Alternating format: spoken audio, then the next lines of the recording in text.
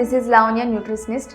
మీరు weight loss ప్రాసెస్లో ఉండి ఎంత కష్టపడుతున్నా, ఎంత సిన్సియర్గా చేస్తున్నా, ఎంత పర్ఫెక్ట్గా మీరు మీల్ ప్లాన్ చేసుకుంటున్నా వెయిట్ అనేది మూవ్ అవ్వట్లేదు, రిజల్ట్ తీసుకోలేకపోతున్నాను అన్న ఫీలింగ్లో కనుక మీరు ఉంటే, సో ఏదైనా చిన్న చిన్న మిస్టేక్స్ చేస్తున్నారేమో ఒకసారి చెక్ చేసుకోండి. సో ఏదైతే వెయిట్ లాస్ ప్రాసెస్లో మీరు చేసే మిస్టేక్స్ ఏవైతే ఉన్నాయో అదొక సిరీస్ లాగా మీకు ఎక్స్ప్లెయిన్ చేయాలనుకుంటున్నాను.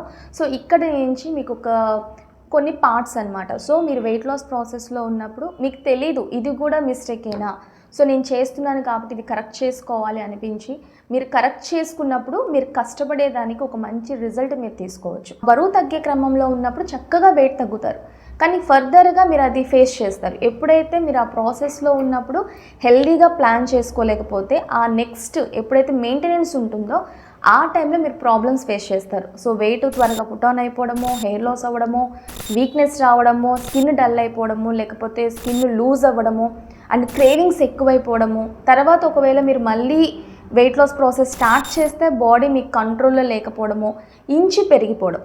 అంటే వెయిట్ అలాగే ఉంటారు, బాడీ మాత్రం స్ట్రక్చర్ మారిపోతూ ఉంటుంది. సో ఈ కైండ్ ఆఫ్ డిఫరెన్సెస్ అనేది అన్హెల్దీగా మీరు వెయిట్ లాస్ ప్రాసెస్ చేస్తే ఫేస్ చేసే ఛాలెంజెస్ అనమాట.